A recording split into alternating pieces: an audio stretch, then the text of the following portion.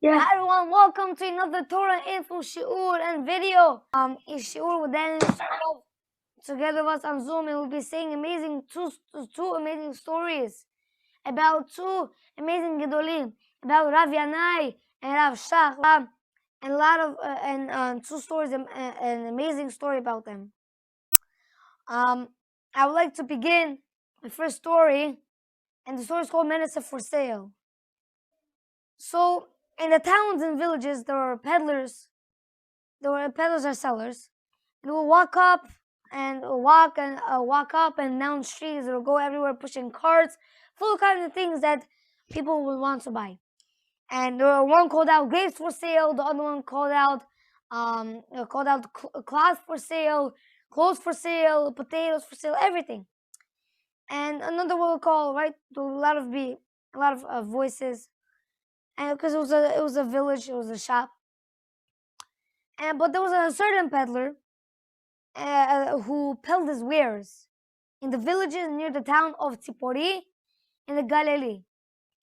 He walked up and down the streets, just like all the other peddlers. He would push his carts and everything. But what he was selling was something that no peddler had ever sold before. He sold something strange. And guess what he called down? Medicine for sale. Who wants to live for a long life? Take some of my medicine. Everyone was like, wow. And everyone was there and like very interested in this medicine, that who wants to live longer. And so this what happened. So people began running towards him from all directions. They crowded him. A large crowd quickly gathered, and everyone was very interested about hearing all the special medicine. Everyone was interested. A great tzaddik named Rav Yanai was learning Torah in the room nearby. He was a very big Talmid Chacham, Rav Yanai. And he was learning Torah in a room nearby, the peddler in one of the shops. He had also heard the peddlers call from the street, and he too was interested in learning more about the special medicine. He was also interested. He went to the window, Rav Yanai went to the window, and he called out to the peddler. He said, "Please come up here. Please come up to my house and tell me about your wonderful medicine." You don't need me to tell you about the medicine," replied the peddler. When he saw Rav Yanai, he said, "You don't need me to tell me about the medicine. You don't need me." So what was it then? How am I going to know about it? And the peddler said to him, "You are Talmid Chacham, so you already know about it." Okay, Rav Yanai knew about it. Already the peddler he was like, "No, I don't need to come up to you. You already know what's about." And Rav Yanai said, "I know, but I also want to live a long life." Beg Rav Yanai. He said, "I also want to live a long life. And please come up and tell me about it. I want to know about it." The peddler, he agreed to go up. He said, "Okay, fine." He got up. But first, he took out a scroll. He took a small scroll out of his cart. When he climbed upstairs, he opened the scroll and showed it to Rav Yanai, who saw immediately that was a Sefer Tehillim. This Sefer, and the peddler explained to Rav Yanai, he said, "This Sefer tells us about the special medicine."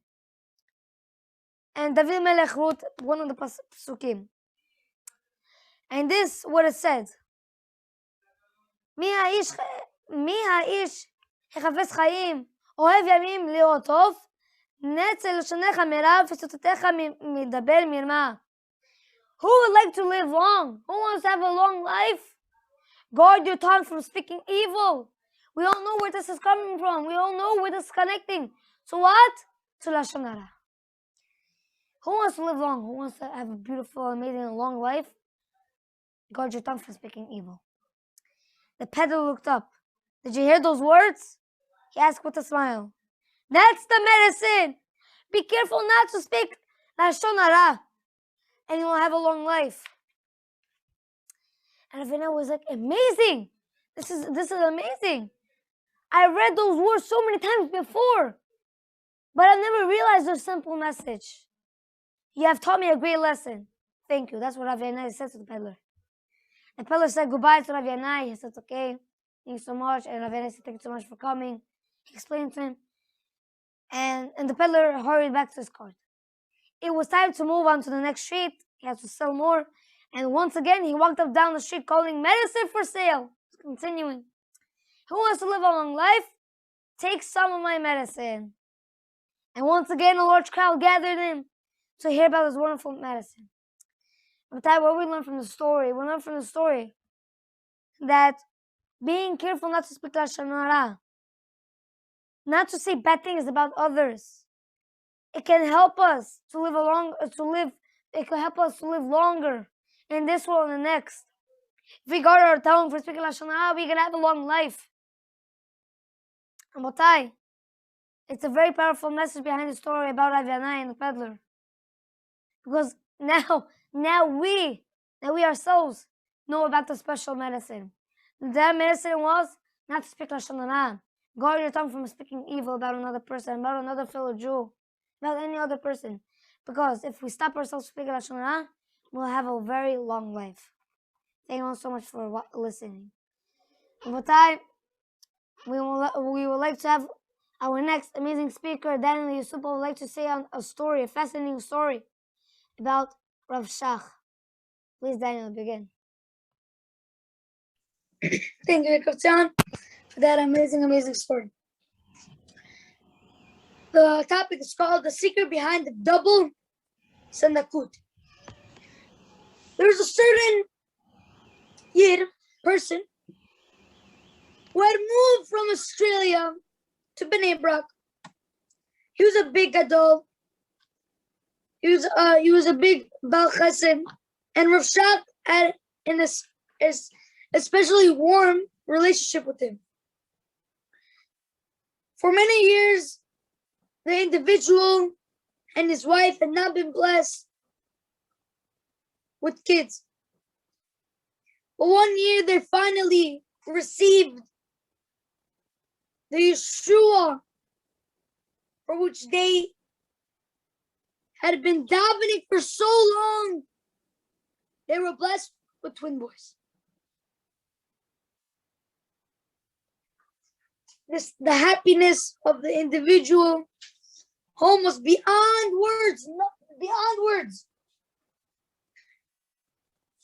He went to tell Rav Shach about the great news, and Rav Shach rejoiced with him, and he said to himself, "Would the Reshiva honor us at the Brit Milah as a sandak for one of the babies?" The young woman asked Rav Shach, "Ask my father to be the sandak for the other one." He was shocked by Rav Shach's response. Rav Shach said, "No, I can't do that. I want to be the sandak at the bris, but I would need to be the sandak for two boys." Rav Shach said that I have to be for two boys. I have to be sandak for two boys. And the father of the baby said, "But what about my father? I have to give kavod to my father." Rav Shach said, "Of course you have to give kavod to your father, kivud av.